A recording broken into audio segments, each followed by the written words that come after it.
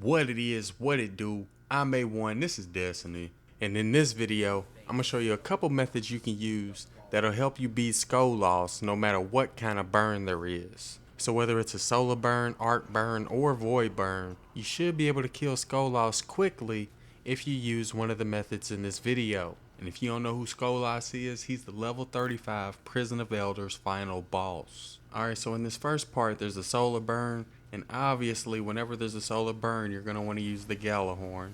And basically what you're going to want to do is, as soon as you enter the arena, you're going to want to bust a quick left and then go to this area where we're at. And then once y'all get to that area, you're going to want to take out the invisible servitor that's going to be coming out of the door. And as soon as you all take out the servitor, you want the Titan to pop his bubble to give you all some protection. And after you've killed the servitor and the Titan has popped his bubble, everyone can start spamming their Gjallarhorn rockets at Skolas. Now when you're shooting your Gjallarhorn rockets, you do want to take a quick second to aim before you shoot your rockets. That way your rockets will end up tracking their target and you'll end up doing more damage. The great thing about this method is that it kills Skolas very quickly, which makes it a lot easier to dismantle the mines later on. Because if you didn't know already, once you kill Skolas, all of the other enemies will end up despawning and disappearing. Also, that poisonous, devouring essence will also disappear, and the only thing you'll have to worry about is dismantling the mines. And I believe there's a total of 6 mines that you're going to have to dismantle.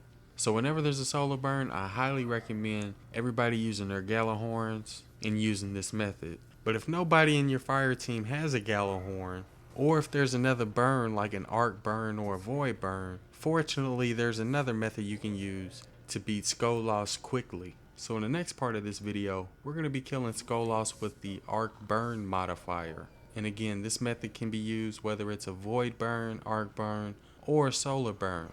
But I would only recommend using this method during a solar burn if nobody has a Gjallarhorn.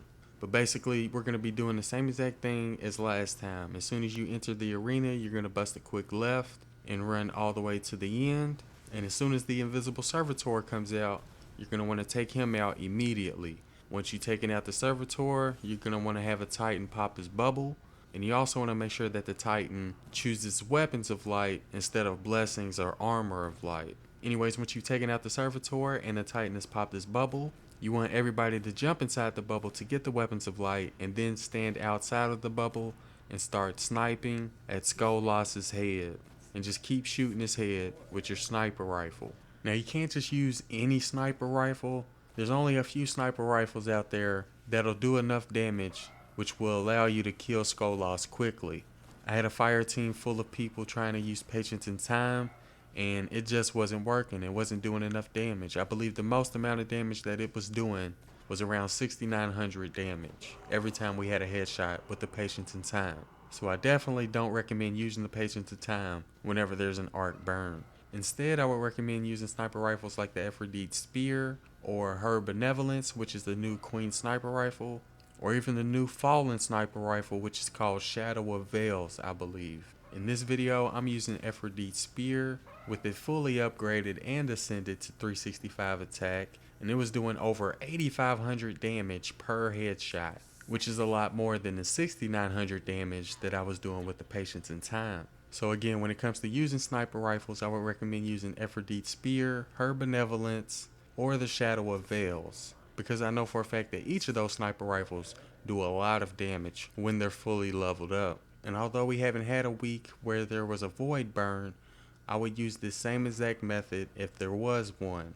I would just get a good sniper rifle like maybe the Praetus Revenge or one of the other ones that I mentioned, and just make sure that it does void damage and use that instead. And again, if you don't have Gjallarhorn, you can do the same thing with the solar burn.